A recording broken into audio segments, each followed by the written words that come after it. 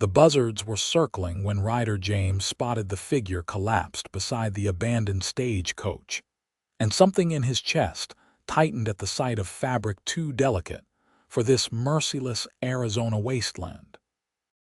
He urged his horse thunder forward across the sun-baked earth, squinting against the glare that rose in shimmering waves from the desert floor.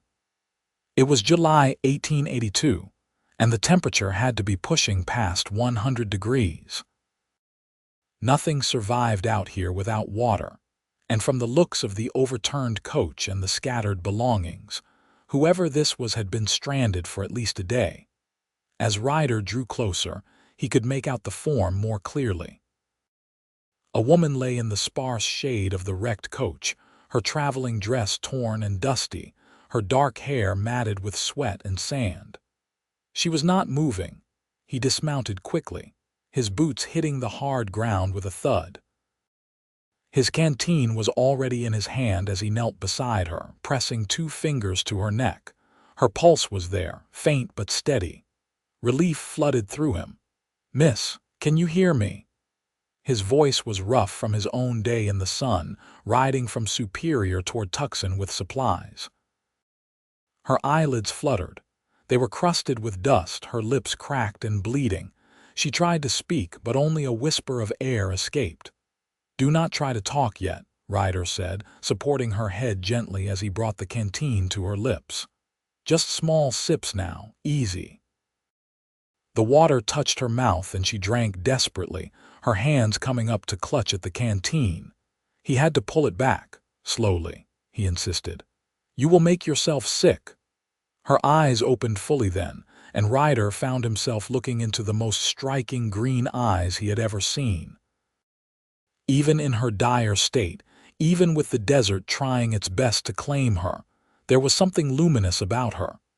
"Thank you," she managed, her voice like sandpaper. "What happened here?" Ryder asked, glancing around at the wreckage. There were no horses, no driver, no other passengers. Just scattered trunks and personal effects half buried in sand. "Bandits," she whispered. 2 days ago, they took everything. The horses, the driver, they left me." Anger flared in Ryder's gut. He had heard of such things, outlaws who would rob travelers and leave them to die in the desert. It was a death sentence, and everyone knew it.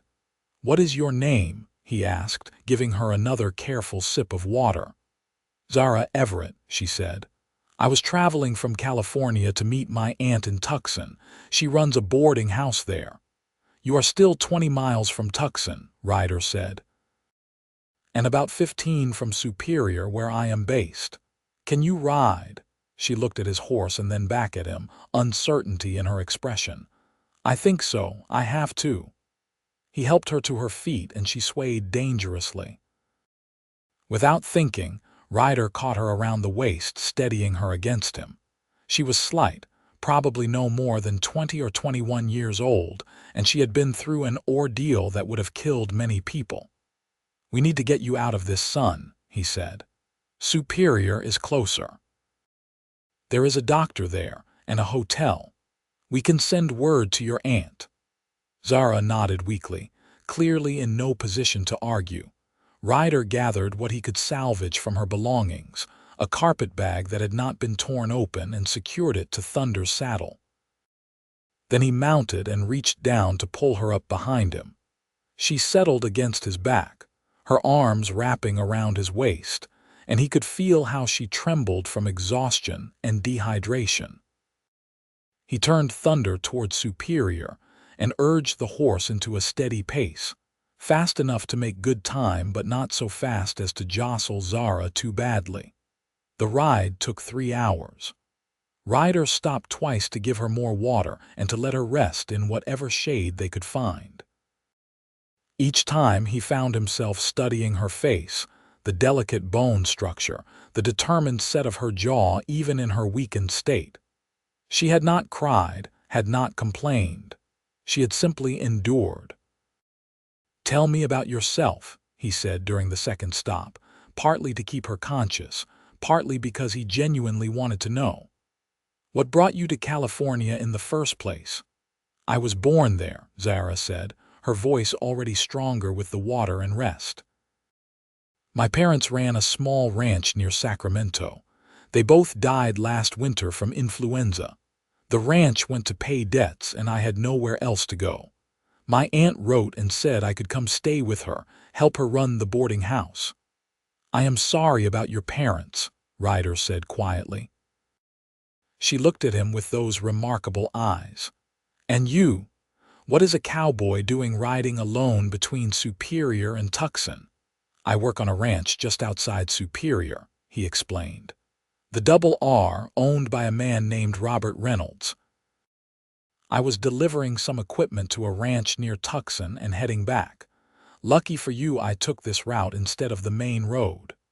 Very lucky for me, she agreed softly. When they finally rode into Superior, the small mining town nestled in the shadow of the mountains, the sun was beginning to lower toward the western horizon. The main street was busy with miners finishing their shifts, women shopping at the general store, children playing in the dust. Ryder guided Thunder directly to the doctor's office, a small wooden building with a painted sign that read Dr. Samuel Harrison, physician. He dismounted and helped Zara down, noting how she leaned heavily on him. The doctor, a gray-haired man in his 50s with kind eyes behind wire spectacles, took one look at Zara and ushered them inside immediately. Desert exposure, Dr. Harrison asked, already guiding Zara to an examination table. 2 days stranded after bandits robbed her stage, Ryder confirmed. The doctor nodded grimly and began his examination. Ryder stood by, unwilling to leave even though propriety suggested he should. There was something about this woman, something that had taken hold of him the moment he had seen her lying in the desert. After a thorough check, Doctor. Harrison straightened. She is dehydrated and exhausted with some minor sunburn and bruising, but she will recover fully with rest and fluids. She should stay off her feet for at least 2 days. I can take her to the hotel, Ryder offered. I cannot afford a hotel, Zara said quietly from the examination table. I had money in my traveling case, but the bandits took everything. Ryder felt that flare of anger again at the men who had done this to her. Do not worry about the cost. I will handle it. I cannot accept that, Zara protested, trying to sit up. You have already saved my life. I cannot take your money too. You can and you will, Ryder said firmly. At least until we can get word to your aunt and she can send funds or come get you. It is the right thing to do, Doctor. Harrison was watching them with an amused expression. I have to say, Miss Everett, you could do worse than to accept help from Ryder James. He is one of the most honest men in Superior. Zara looked between them, clearly struggling with her pride and her circumstances. Finally, she nodded. Thank you. I will repay you, I promise. We will worry about that later, Ryder said. Right now you need rest. He settled the doctor's fee and then helped Zara out of the office and down the street to the Superior Hotel, a 2-story building with a wide porch and rocking chairs out front. The proprietor, a round woman named Mrs. Calloway, clucked sympathetically when she heard what had happened and immediately showed them to a clean room on the 2nd floor. I will bring up some soup and bread, Mrs. Calloway promised, and fresh water for washing. When they were alone, Zara sank onto the bed with a sigh of relief. The room was simple but clean, with a washstand, a wardrobe, and a window that looked out over the main street. I do not know how to thank you, she said, looking up at Ryder. He stood awkwardly by the door, hat in his hands. You do not need to thank me. Anyone would have done the same. I do not think that is true, Zara said. But even if it is, you are the one who actually did it. You saved my life, Ryder James. The way she said his name sent an unexpected warmth through his chest. He cleared his throat. Get some rest. I will come by tomorrow to check on you, and we will figure out how to contact your aunt. She nodded, already looking like she might fall asleep sitting up. Ryder let himself out, closing the door quietly behind him. As he walked back to his horse, his mind was full of green eyes and quiet courage. He had not been expecting this when he had set out on a simple delivery run. He certainly had not been expecting to find a woman who would occupy his thoughts so completely after just a few hours. That night back at the Double R Ranch, Ryder found himself distracted through dinner. His boss, Robert Reynolds, noticed. "Something on your mind, Ryder?" the older man asked.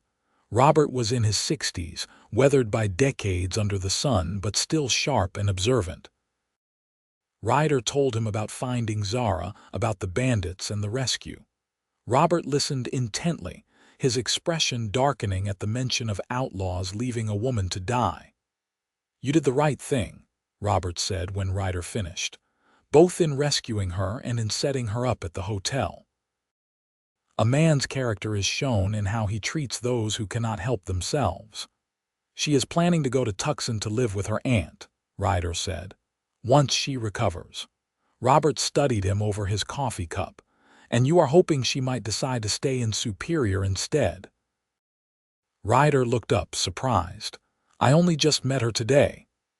"I have known you since you were 18 years old, boy. You are 26 now, and in all that time I have never seen you look the way you looked when you were talking about this woman. Pay attention to that. Good women are rare out here, and when you find one, you should do something about it." Ryder considered his boss's words as he lay in his bunk that night, listening to the other ranch hands snoring around him. He had been working at the Double R for 8 years, saving his money, learning everything he could about ranching and cattle. He had always planned to have his own spread someday, but that dream had seemed distant and abstract. Now, suddenly, he could picture it more clearly. A ranch, a home, and a woman with green eyes and quiet strength waiting for him at the end of a long day. It was a dangerous thing to dream about someone he barely knew, but he could not seem to stop himself. The next morning, Ryder rode into Superior earlier than necessary, telling himself he needed supplies from the general store. But his first stop was the hotel. Mrs. Calloway greeted him with a knowing smile. "She is in the dining room having breakfast, doing much better this morning." Ryder found Zara at a small table by the window, and his breath caught. She had cleaned up, her dark hair brushed and pinned back, wearing a simple blue dress that must have been in the carpetbag he had salvaged. The color brought out her eyes, and she looked like a completely different person from the half-dead woman he had found in the desert. She looked up as he approached, and her face lit up with a smile that made his heart skip. "Ryder," she said warmly, "please join me." He sat down across from her, suddenly aware of his dusty work clothes and sun-darkened skin. She looked fresh and lovely, and he felt like he had ridden in from a hard day on the range. "You are looking well," he managed. "I feel like a new person," Zara said. "Mrs. Calloway has been wonderful. She brought me clothes, said they belonged to her daughter who moved to Phoenix, and the food here is delicious." As if summoned, Mrs. Calloway appeared with a plate of eggs and bacon for Ryder, along with hot coffee. "You need to keep your strength up if you are going to keep rescuing people," she said with a wink. When she left, Zara leaned forward slightly. "Have you eaten here before?" "A few times," Ryder admitted, "when the cook at the ranch is having an off day." They talked while they ate, the conversation flowing easily. Zara told him more about her life in California, about growing up on a small ranch, learning to ride and shoot and handle cattle alongside her father. Ryder talked about coming to Arizona as a young man, looking for work and finding it at the Double R. "So you know ranching," Ryder said, surprised and pleased. "That is unusual for a woman from the city." "Sacramento is hardly a big city," Zara laughed. "And yes, My father believed I should know how to do everything the ranch hands could do. He said it was my inheritance, even if I was a daughter and not a son. He sounds like he was a good man." "He was," Zara said, her eyes growing distant. "They both were. I miss them terribly." Ryder reached across the table and took her hand without thinking. "I am sorry you lost them." She looked down at their joined hands and then back up at him, and something passed between them, a recognition of shared loneliness, of understanding. Ryder had lost his own parents when he was young, a fever that swept through their settlement in Texas. He knew what it was to be alone in the world. "We should send word to your aunt," he said, though he found himself reluctant to do anything that would speed her departure from Superior. "Yes," Zara agreed, but she did not sound enthusiastic either. "Though I confess I am nervous about meeting her. We exchanged only a few letters. I do not really know her." "What will you do in Tucson?" Ryder asked. "At the boarding house, help run it, I suppose." "Cooking, cleaning, managing guests. Aunt Margaret said she needed assistance, that she is getting too old to handle everything herself." "That does not sound like ranch work," Ryder observed. Zara smiled ruefully. "No, it does not, but beggars cannot be choosers, as they say." "I am grateful to have somewhere to go." An idea was forming in Ryder's mind, reckless and impulsive but feeling strangely right. He pushed it down for now, needing time to think it through. They spent the morning together, Ryder showing Zara around Superior despite Dr. Harrison's orders for her to rest. The town was small, just a main street with a general store, a saloon, the hotel, a church, and a handful of other businesses. But it was growing, fed by the nearby silver mines and the ranches that dotted the surrounding territory. "It is a rough place," Ryder admitted as they walked. "But it is honest. People work hard here and they look out for each other." "I like it," Zara said, watching a group of miners heading toward the mountains, their lunch pails swinging. "It feels real somehow." "California started to feel empty after my parents died." They stopped at the general store, where Ryder introduced her to the owner, a jovial man named Pete Sanders. Pete immediately insisted on extending credit to Zara for anything she needed, which she tried to refuse, until Ryder pointed out that she needed at least a few basic supplies. "The whole town will know about me by nightfall," Zara said with amusement as they left the store with a small package of toiletries and a new hair brush. "Probably already do," Ryder agreed. "News travels fast in a small town, but that is not always a bad thing. It means people care." They had lunch at a small cafe and dinner at the hotel again, and by the time Ryder finally said goodbye, claiming he needed to get back to the ranch, he realized he had spent the entire day with her. More than that, he had enjoyed every moment of it. "Thank you for today," Zara said as they stood outside the hotel in the gathering dusk. "I know you must have had other things to do." "Nothing more important than making sure you were all right," Ryder said honestly. She smiled up at him, and in the fading light she looked almost ethereal. Without thinking too hard about it, Ryder leaned down and kissed her forehead gently. "Sleep well, Zara Everett," he said softly. "You too, Ryder James," she whispered back. He rode back to the Double R in a daze, his mind racing. He had known this woman for less than 2 days, and already she had become important to him in a way he could not fully explain. It was not just that she was beautiful, though she was. It was not just that she was brave and resilient, though she was that too. It was something deeper, a sense of rightness when he was with her, as if pieces of a puzzle were finally clicking into place. Robert was waiting for him when he got back, sitting on the porch of the main house with a cigar.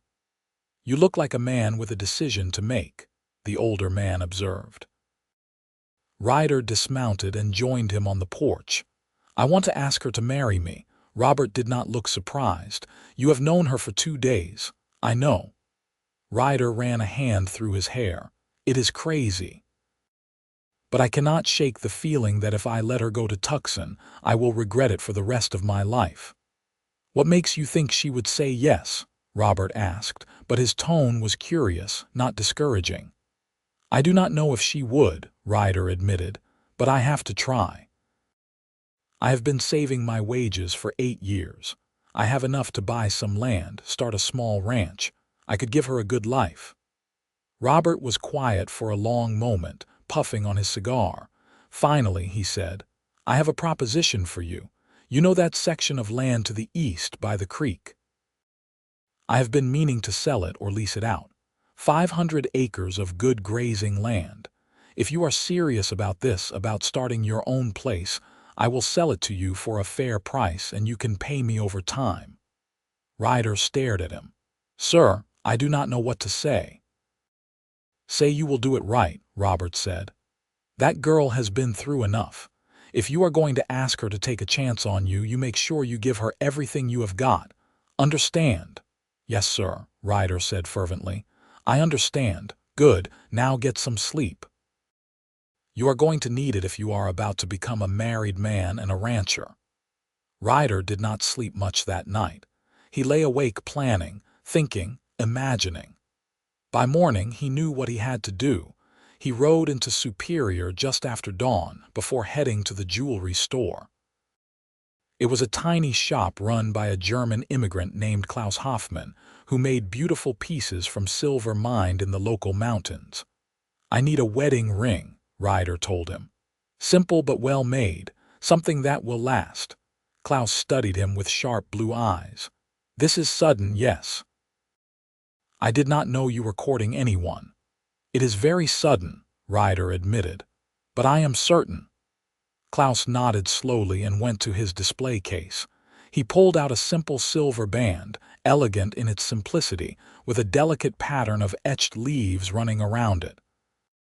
This is strong, Klaus said. Like the woman who will wear it must be to marry a cowboy with big dreams. It was perfect. Ryder paid for it and tucked the ring carefully into his vest pocket where it rested against his heart like a promise. Then he went to the hotel. Zara was just coming down for breakfast and she smiled when she saw him. You are up early. Could we take a walk? Ryder asked. Before breakfast. There is something I need to talk to you about. Concern flickered across her face, but she nodded. They walked out of town, toward the eastern hills where the land rolled away in waves of gold and brown. The morning was still relatively cool, the air clear and sharp. I have been thinking, Ryder began, then stopped. This was harder than he had imagined. About what you said yesterday. About going to Tucson, to your aunt's boarding house. Yes, Zara's voice was careful. I do not think you want to do that, Ryder said. I think you want to be on a ranch, working with horses and cattle, living the life you knew with your parents. Zara stopped walking and turned to face him. That may be true, but wanting something and having it are two different things. What if you could have it? Ryder pulled the ring from his pocket, holding it up between them. The morning sun caught the silver, making it gleam. What if I could give you that life? Her eyes went wide. Ryder, what are you doing? I am asking you to marry me, he said simply. I know we have only known each other for 2 days. I know it is crazy and impulsive, but I have never been more certain of anything in my life. I have land, or I will as soon as I finalize things with my boss. 500 acres of good grazing land with a creek running through it. I have savings to build a house and buy starter cattle. I have skills and I am a hard worker. I can give you a good life, Zara. I can give you a home. But you do not love me, Zara whispered. You do not even know me. I know enough, Ryder said. I know you are brave and strong. I know you do not give up, even when things look hopeless. I know you understand ranching and hard work. I know that when I am with you, I feel right in a way I have never felt before. Maybe that is not love yet, but I think it could become love. I think it already is becoming love. Tears were streaming down Zara's face now. "This is insane. I know we could fail. We could lose everything." "We could," Ryder agreed. "Or we could build something wonderful together." She looked at the ring, then at his face, searching for something. "Why me? You could find someone else, someone you actually know." "I do not want someone else," Ryder said quietly. "I want you. From the moment I saw you in that desert, something in me recognized something in you. I cannot explain it better than that." Zara closed her eyes, and for a long moment Ryder thought she would say no. His heart hammered against his ribs. Then she opened her eyes and held out her left hand. "Yes," she said. "Yes, I will marry you, Ryder James." Relief and joy flooded through him so powerfully he felt dizzy. He slid the ring onto her finger with shaking hands. It fit perfectly. "I will do everything I can to make you happy," he promised. "I swear it." "I know," she said. And then she was in his arms, and he was kissing her, and it felt like coming home after a long journey. They were married that afternoon by the minister at the small church in Superior, with Robert Reynolds and Mrs. Calloway standing as witnesses. Zara wore the blue dress and carried wildflowers that Ryder had picked that morning. The ceremony was simple and quick, but when the minister pronounced them husband and wife, Ryder felt the weight of the commitment settle over him like a mantle. This was real. This woman was his wife. He was her husband. They were bound together now, for better or worse. The town threw them an impromptu celebration at the hotel that evening. It seemed like everyone in Superior turned out to congratulate them and wish them well. People brought food and gifts, blankets and cooking pots and other practical items for setting up a household. "I cannot believe this is happening," Zara said at one point, watching the festivities from Ryder's side. "Yesterday I was alone in the world. Today I have a husband and apparently an entire town of friends." "That is how it works in places like this," Ryder said, his arm around her waist. "People take care of their own."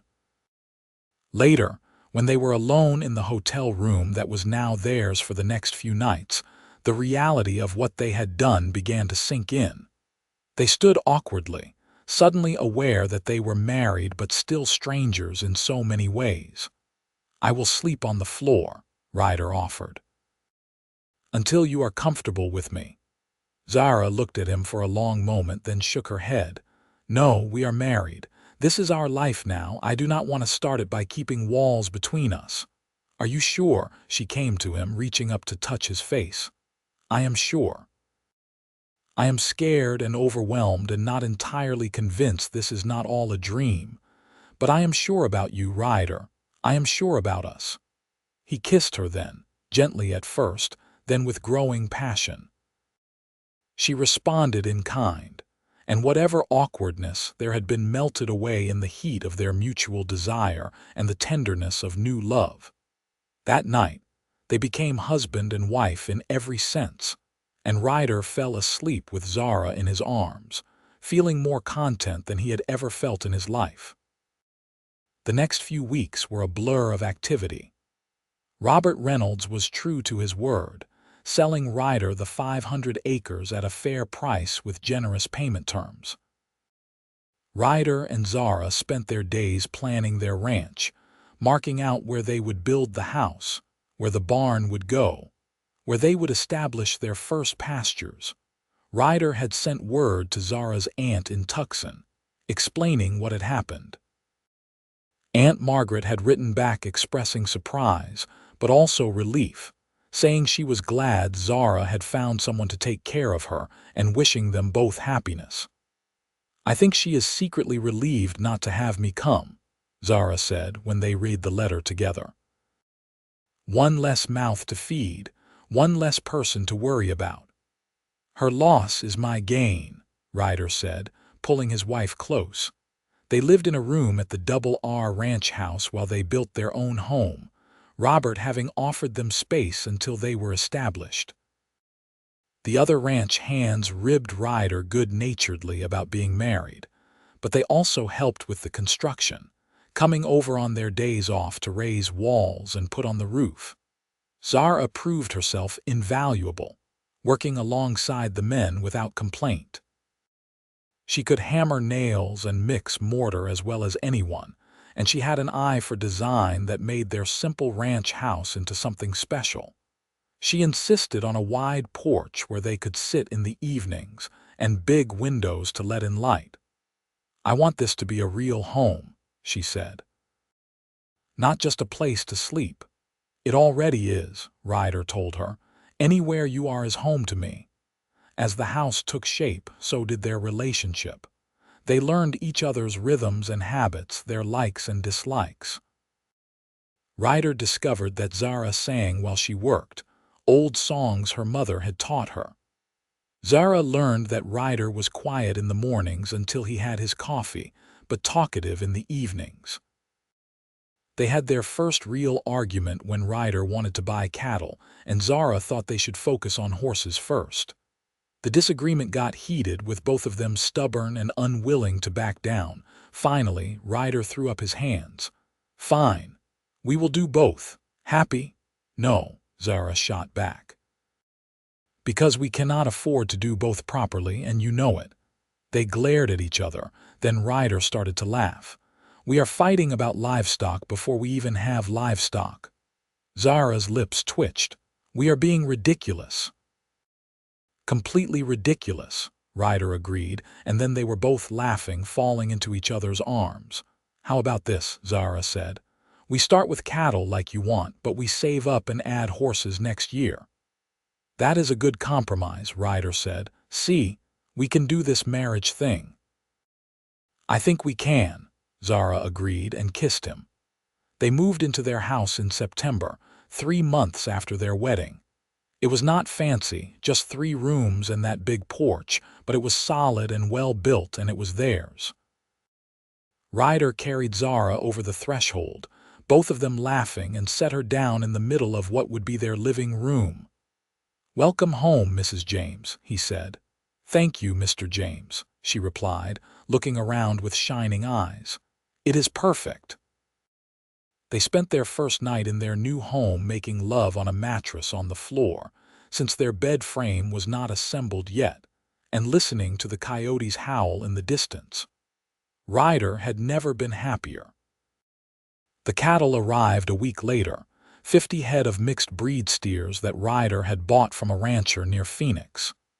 He and Zara spent days getting them settled, learning their new herd, checking for injuries or illness. "This one is trouble," Zara said, pointing to a big reddish steer with a stubborn streak. "He is going to be a challenge." "We will call him Red," Ryder decided. "And you are right, he is trouble, but he is also strong, good breeding stock." Working the cattle together, Ryder was constantly amazed by his wife's skill and knowledge. She could rope and ride with the best of them, and she had an intuitive understanding of cattle behavior that took most cowboys years to develop. "Your father trained you well," he told her one evening as they sat on their porch watching the sunset. "He did," Zara agreed. "I wish he could see this. I think he would be proud." "I am certain he would be," Ryder said, taking her hand. "You are building exactly what he taught you to build." As fall turned to winter, they settled into a routine. Up before dawn to tend the cattle, working through the day on various ranch tasks, evenings spent together in quiet companionship. They had hired a young man named Thomas to help with the heavy work, and he slept in the small bunkhouse they had built behind the main house. Ryder was checking the books one December evening when Zara came to him with an odd expression on her face. "What is wrong?" he asked immediately. "Nothing is wrong," she said slowly. "At least I do not think so. Ryder, I am pregnant." The words hung in the air between them. Ryder stared at her, his mind racing. "A baby. They were going to have a baby. Are you sure?" he asked.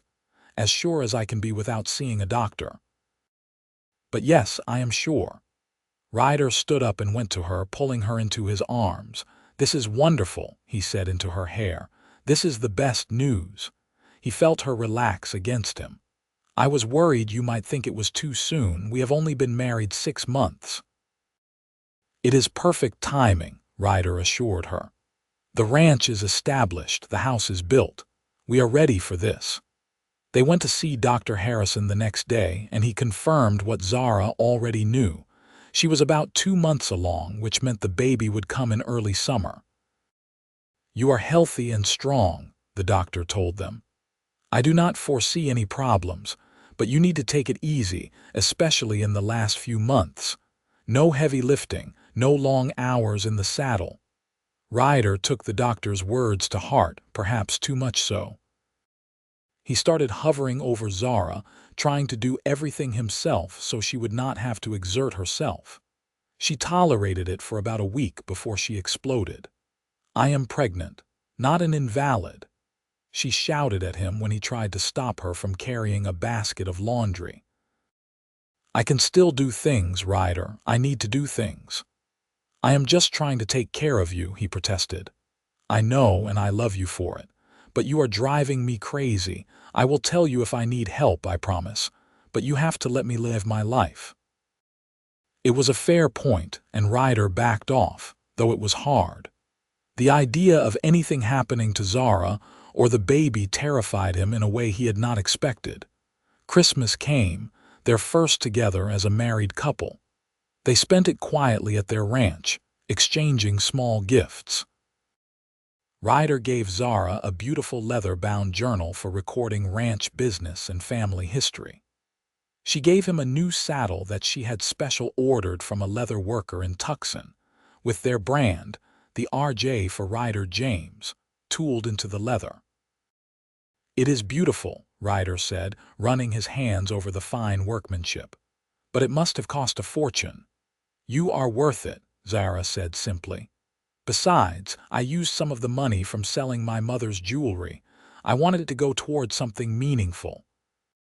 On Christmas night, they lay in bed together, Zara's head on Ryder's chest, his hand resting on her still flat stomach. "Are you happy?" he asked quietly. "Deliriously," she said. "Sometimes I still cannot believe this is my life. 7 months ago I was alone and lost in the desert. Now I have you and our ranch and a baby coming. It feels like a miracle." "You are the miracle," Ryder told her. "You came into my life and changed everything." "We changed everything together," Zara corrected. "That is what marriage is, right? Two people building something bigger than either of them could build alone." "I like that," Ryder said. "I like us." "Me too," Zara said and kissed him. The winter was mild, which was a blessing for the ranch. The cattle thrived, and by spring they had already increased their herd through natural births and strategic purchases. The ranch was not making a huge profit yet, but it was holding its own, and Ryder could see the potential for real success in the coming years. Zara's pregnancy progressed smoothly. As her belly grew, Ryder found himself constantly amazed by the physical reality of the life growing inside her. He would put his hand on her stomach and feel the baby kick, and it would fill him with a sense of wonder and responsibility. "We are going to be parents," he said one evening in May, his hand on her belly as they sat on the porch. "We are," Zara agreed. "Are you scared?" "Terrified," Ryder admitted. "What if I am not a good father? What if I do not know what to do?" "Then we will figure it out together," Zara said. "Just like we have figured out everything else." The baby came on a hot day in June, after 18 hours of labor that left Ryder pacing frantically outside their bedroom, while Dr. Harrison and Mrs. Calloway attended to Zara. He could hear her cries of pain through the door, and it took everything in him not to burst in and demand they do something to help her. Finally, just as the sun was setting, he heard a different cry, high and thin and absolutely perfect. The door opened and Mrs. Calloway emerged, beaming. "You have a son," she announced. "A big, healthy boy." Ryder was inside the room in 2 strides. Zara lay exhausted in the bed, her hair damp with sweat, but smiling as she held a tiny bundle wrapped in a blanket. "Come meet your son," she said softly. Ryder approached almost reverently, looking down at the small red face peeking out from the blanket. The baby had a shock of dark hair and was making small snuffling sounds. As Ryder watched, tiny eyes opened, dark blue and unfocused, looking around at this new world. "He is perfect," Ryder whispered, afraid to speak too loudly. "You are perfect." "Would you like to hold him?" Zara asked. Ryder took the baby carefully, cradling him against his chest. He was so small, so fragile. The weight of responsibility that settled on Ryder in that moment was enormous, but it was a good weight. This was his son, his and Zara's, a product of their love and their partnership. "What should we name him?" Zara asked. They had discussed names for months, but had never quite decided on one. Now, looking at his son, Ryder said, "What about Matthew?" "Matthew James, Matthew," Zara repeated, testing it out. "I like it. Strong but kind." "Yes, Matthew is perfect." Baby Matthew proved to be a good sleeper but a voracious eater, and those first few weeks were exhausting for both of them. Ryder did as much as he could to help, changing diapers and walking the floor with Matthew when he was fussy. But it was Zara who bore the brunt of the work. "I do not know how women have done this throughout history," she said one night after nursing Matthew for what felt like the 100th time that day. "This is harder than any ranch work I have ever done." "You are doing amazingly," Ryder assured her, rubbing her shoulders. "He is growing so fast. You are giving him exactly what he needs." As summer progressed, they found their rhythm as a family. Matthew grew from a tiny newborn into a chubby, alert baby who smiled at everyone and everything. Ryder was completely smitten, spending every free moment with his son. "You are going to spoil him," Zara teased, watching Ryder play with Matthew on a blanket in the shade. "That is my right as a father," Ryder said, making funny faces that made Matthew giggle. "Besides, you spoil him just as much." "True," Zara admitted, sitting down beside them. "I never knew I could love someone this much. I thought what I felt for you was the biggest love I could experience, but this is different. It is like my heart got bigger to make room." "I know exactly what you mean," Ryder said, looking at his wife and son. "I feel like the luckiest man alive." The ranch continued to thrive. They bought more cattle, added those horses Zara had wanted, and even hired another hand to help with the increased workload. Ryder built a bigger bunkhouse and expanded the barn. When Matthew was 6 months old, they had the ranch officially registered with the territorial government with both Ryder and Zara's names on the deed. It was Zara who insisted on that. "We are partners in this," she said firmly. "Equal partners. I want the law to recognize that." "I have never thought of it any other way," Ryder said. "This is as much yours as it is mine." They celebrated their first wedding anniversary in July, leaving Matthew with Mrs. Calloway for the evening so they could have dinner alone at the hotel in Superior. It felt strange to be without their son, and they found themselves talking about him through most of the meal. "We have become those people," Zara said with a laugh. "The ones who cannot stop talking about their baby." "I do not mind," Ryder said, reaching across the table for her hand. "But I also want to talk about us, about how much I love you, how grateful I am that you said yes when I asked you to marry me." "It was the craziest thing I have ever done," Zara said. "And the best. I love you, Ryder, more now than I did a year ago, and I did not think that was possible." "Same here," Ryder said. "You are my best friend, my partner, the mother of my child. You are everything." They renewed their vows that night, just the two of them in their bedroom by candlelight. No minister, no witnesses, just promises spoken from the heart. "I promise to love you every day for the rest of my life," Ryder said. "To work beside you, to support your dreams, to be the best husband and father I can be." I promise to stand by you through good times and bad, Zara said. To build this life with you, to love you and our family with everything I have. You saved my life in that desert, and I will spend the rest of my days being grateful for that and for you. They sealed their promises with a kiss, and then with more, and by the time they finally slept, wrapped in each other's arms, Ryder felt renewed and recommitted to the life they were building together. The years that followed were good ones. The ranch grew steadily, becoming one of the most successful in the region. Matthew grew into a bright, energetic little boy who loved the ranch and the animals as much as his parents did. He was riding a pony by the time he was 3, helping with small chores by 5. When Matthew was 4, Zara became pregnant again. This time Ryder did a better job of not hovering, having learned his lesson the first time. Their daughter, Sarah, was born in the spring of 1888, a tiny thing with her mother's green eyes and her father's dark hair. Now our family is complete, Zara said, holding Sarah while Matthew peered curiously at his new sister. She is so small, Matthew said. Was I that small? You were, Ryder confirmed, ruffling his son's hair. And you are going to be the best big brother, I know it. Matthew took his role seriously, always wanting to help with Sarah, bringing her toys and singing to her when she cried. Watching his children together, Ryder felt a profound sense of peace and accomplishment, but life on a ranch was never without challenges. In the summer of 1889, a drought hit the region hard. The creek that ran through their property slowed to a trickle, and the grass turned brown and brittle. Cattle needed water, and without the creek, they had to haul it from Superior, a time-consuming and expensive process. We will get through this, Zara said, though Ryder could see the worry in her eyes.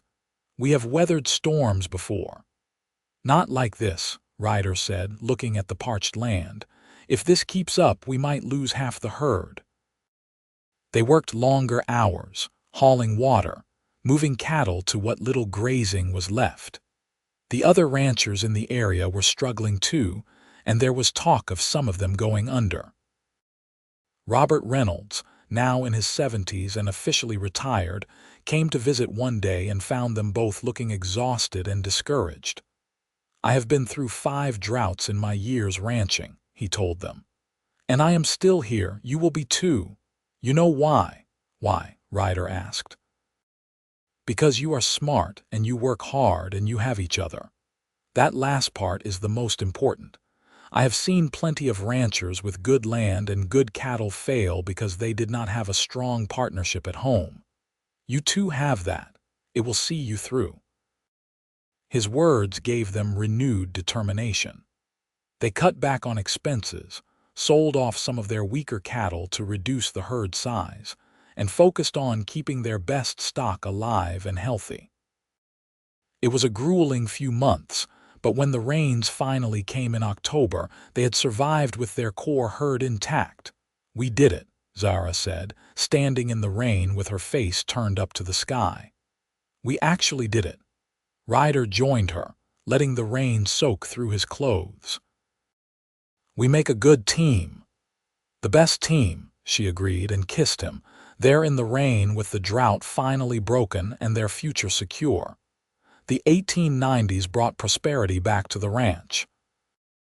The herd rebuilt quickly, and they were able to expand their operations, buying an adjacent property that added another 200 acres to their holdings. They built a new, larger house, keeping the original as a guest house. Matthew was growing into a capable young rancher, already able to do the work of a grown man at age 12. Sarah, at 6, was just as fearless as her brother, insisting on learning to rope and ride despite her mother's occasional worries. She reminds me of you, Ryder told Zara, watching Sarah practice her roping technique in the corral. Is that a compliment or a warning? Zara asked with amusement. Definitely a compliment, Ryder said. She has your determination and your courage. And your stubbornness, Zara pointed out. That too, Ryder agreed. In 1895, Zara became pregnant unexpectedly at 34. It was a surprise, given that Sarah was already 7 and they had thought their family was complete. But it was a welcome surprise. One more adventure, Zara said, her hand on her belly. The best kind of adventure, Ryder agreed. Their third child, another son they named Daniel, was born in the winter of 1896. He was a calm, quiet baby, very different from Matthew's energy or Sarah's intensity. He is the peacemaker, Zara observed when Daniel was a few months old. Watch how he is when the other two are arguing. He just looks at them with those big eyes until they stop. Every family needs a peacemaker, Ryder said, holding his youngest son. Especially ours. The ranch continued to thrive as the new century approached. They had built something substantial, a legacy for their children. The original herd of 50 cattle had grown to over 300. They had expanded into horse breeding as well, producing some of the finest working horses in the territory. But more than the success of the ranch, what filled Ryder with pride and joy was his family. Matthew, now a young man of 18, was preparing to take over more of the day-to-day operations. Sarah, at 12, was still insisting she would be a rancher too, not just marry one. And Daniel, at 3, was the ranch's unofficial greeter, charming everyone who visited. On their 15th wedding anniversary, Ryder and Zara took a rare day off together, riding out to the spot where he had proposed all those years ago. They had not been back in a long time, and it was strange to see it again with so much changed. "You remember what you said to me here?" Ryder asked, helping Zara down from her horse. "I said you were insane," Zara recalled with a laugh. "And I was right. We were both insane." "Best decision I ever made, though," Ryder said. "Asking you to marry me." "Best decision I ever made, saying yes," Zara agreed. "Although I will admit there were moments in that first year when I wondered if we had both lost our minds." "Only moments," Ryder teased. They sat together in the shade of a mesquite tree, looking out over the land that was now dotted with their cattle and horses. "We have built a good life," Zara said softly. "Better than I ever imagined possible when I was dying in that desert." "You were not dying," Ryder said. "I would not have let you." "My hero," Zara said, but there was no mockery in it, only affection. "You really were, you know. You saved me in every way a person can be saved." "We saved each other," Ryder corrected. "I was just existing before you, going through the motions." "You gave me something to live for, to build for. You gave me a purpose beyond just surviving." Zara leaned her head on his shoulder. "I love you, Ryder James. I have loved you since the moment you gave me water in the desert, and I will love you until the day I die. And I love you, Zara James. Always have, always will." They sat like that for a long time, watching the clouds drift across the Arizona sky, content in each other's presence and in the life they had built together. The years continued to pass, bringing changes and challenges but also joys. Matthew married a sweet girl from Superior named Elizabeth, and they gave Ryder and Zara their first grandchild, a boy they named after Ryder. Sarah eventually did become a rancher, partnering with her parents to expand the horse breeding operation. And Daniel, true to his nature, went into business, opening a successful feed and supply store in Superior that served all the local ranchers. By 1910, Ryder was 54 and Zara was 49, and they had decided to step back from the day-to-day running of the ranch, turning it over to Matthew while they enjoyed a slower pace of life. They kept the original ranch house, the one they had built together in those first months of marriage, and spent their days there, tending a large garden and helping with their growing brood of grandchildren. One evening, sitting on the porch where they had spent so many evenings before, Zara said. Do you ever think about what would have happened if you had taken a different route that day? If you had never found me in the desert? I try not to, Ryder admitted. It is too terrible to contemplate. You would have died and I would have lived out my days alone, never knowing what I had missed. Fate, Zara said thoughtfully, or providence, or just incredible luck. Whatever it was, I am grateful for it, Ryder said. Every single day I am grateful. Me too, Zara said. They sat in comfortable silence, watching the sun set over the land they had worked and loved for nearly 30 years. In the distance, they could see Matthew and Elizabeth's house, smoke rising from the chimney. Closer by, Sarah was working with a young horse in the training pen, her movements confident and skilled. We did good, Ryder said finally. We did, Zara agreed. We did very good. As the years advanced into the 1920s, Ryder and Zara became the beloved patriarch and matriarch of a large, thriving family. They had 6 grandchildren now, with more on the way. The ranch had become one of the most successful in the entire territory, now state of Arizona. They celebrated their 40th wedding anniversary in 1922 with a huge party that brought together everyone from Superior and beyond. People came from as far away as Phoenix and Tucson to honor the couple who had become something of a legend in the region. Tell us the story again, one of the grandchildren begged. About how Grandpa found Grandma in the desert. Ryder and Zara exchanged amused glances. They had told this story countless times over the years, but it never got old. Well, Ryder began, pulling his youngest granddaughter onto his lap. It was the hottest day of the summer in 1882, and I was riding back to Superior from a delivery run. As he told the familiar story, Zara watched him, her heart full. He was 70 now, his hair gone completely white, his face lined with age and sun and laughter. But he was still the man who had given her water and hope and a future when she had none. Later, when all the guests had gone and they were alone in their room, Ryder carefully removed a small box from his dresser. I have something for you, he said. Another gift. You already gave me that beautiful brooch, Zara protested. This is different, Ryder said, opening the box. Inside was a ring, similar to the one he had given her 40 years ago, but this one had a small diamond set in it. Ryder, this is too much, Zara breathed. It is not enough, Ryder said, taking her hand. 40 years ago, I gave you a simple silver ring and a promise. I want to give you this now, as a symbol of everything we have built together, everything you mean to me. He slid the ring onto her finger, next to the original band that she had never taken off. I would marry you again in a heartbeat, he said. Every day I would choose you. And I would choose you, Zara said, tears streaming down her face. Every time, every life, I would choose you. They renewed their vows once more that night, 40 years after their first wedding, 60 years old and 70 years old, but with the same love and commitment they had felt as young people taking a crazy chance on each other. The 1920s and into the early 1930s were good years. The ranch continued to prosper under Matthew's management.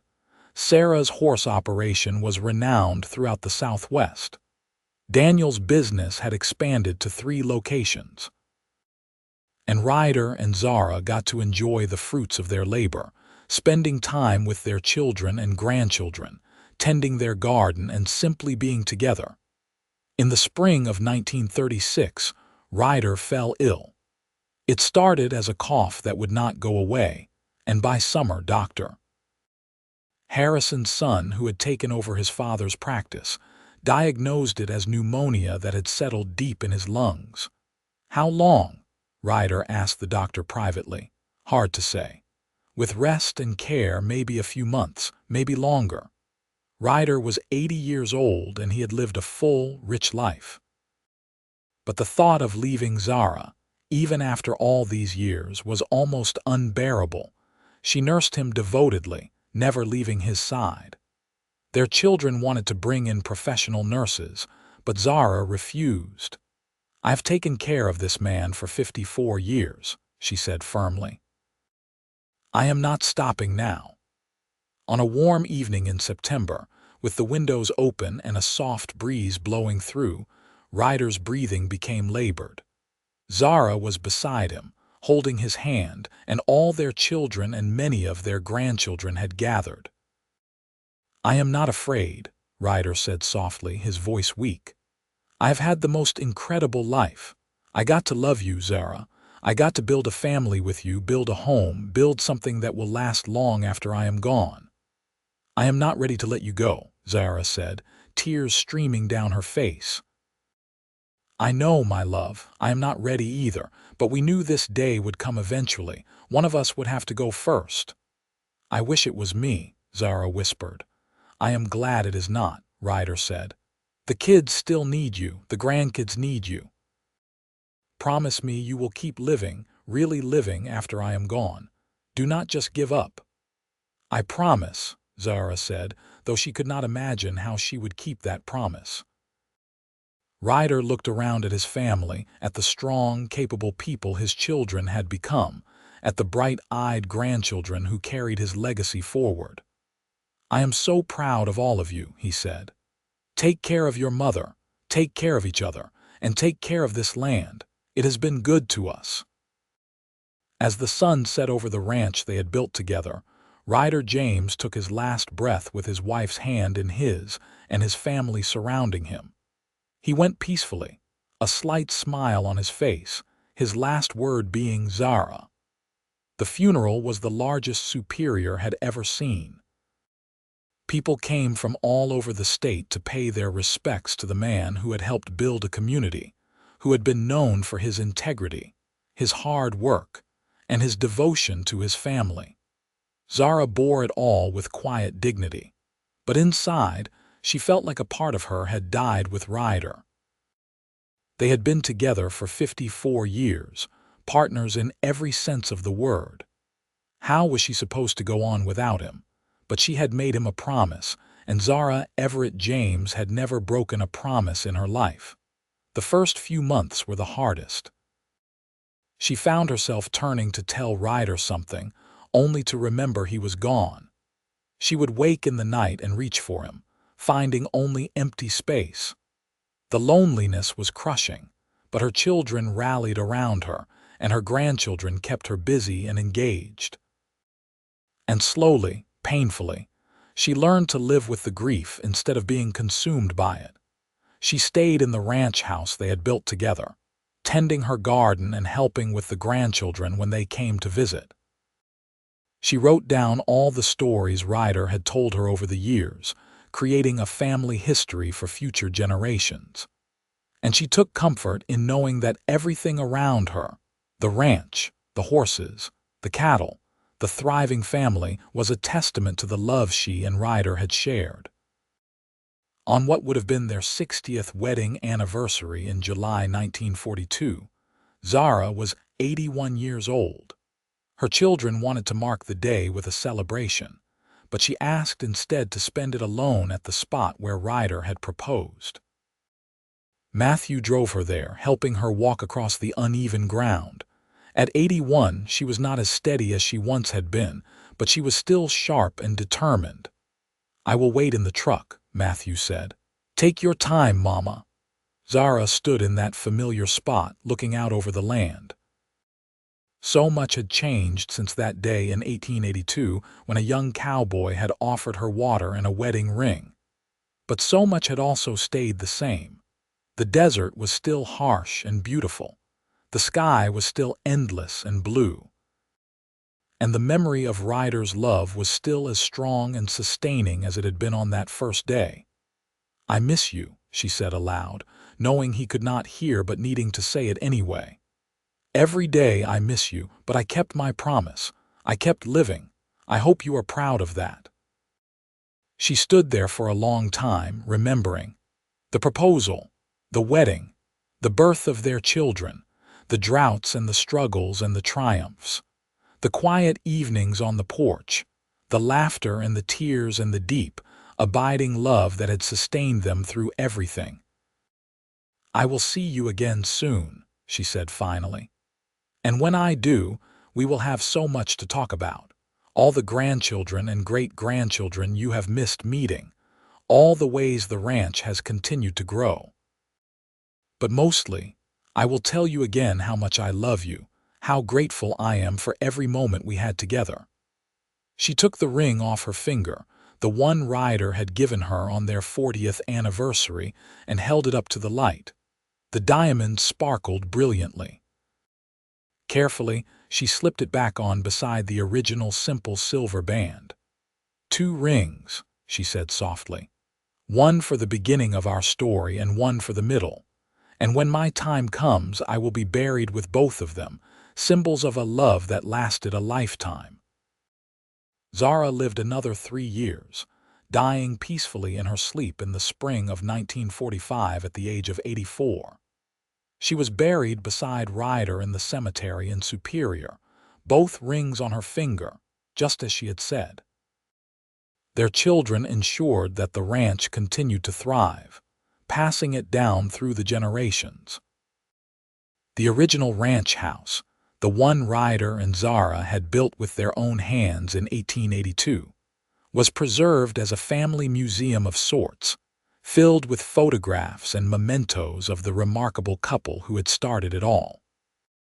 And every year on July 15th, the anniversary of that fateful day when a cowboy found a woman stranded in the desert, the family would gather to tell the story to the newest generation. The story of how Ryder James had given Zara Everett water and hope and a future. How she had said yes to an impossible proposal. How together they had built not just a ranch, but a family, a legacy, and a love story for the ages. The great-grandchildren and great-great-grandchildren would listen, wide-eyed, to the tale of survival and courage and leap of faith. They would look at the faded photographs of their ancestors, young and in love, and older and still in love, and they would understand that they were the product of something extraordinary. Because sometimes, in the harsh wilderness of the Old West, in the unforgiving desert of Arizona Territory, love did not just survive. It flourished. It grew. It created something lasting and beautiful and true. And all it took was a cowboy with a good heart, a woman with fierce courage, a canteen of water, and a simple silver ring.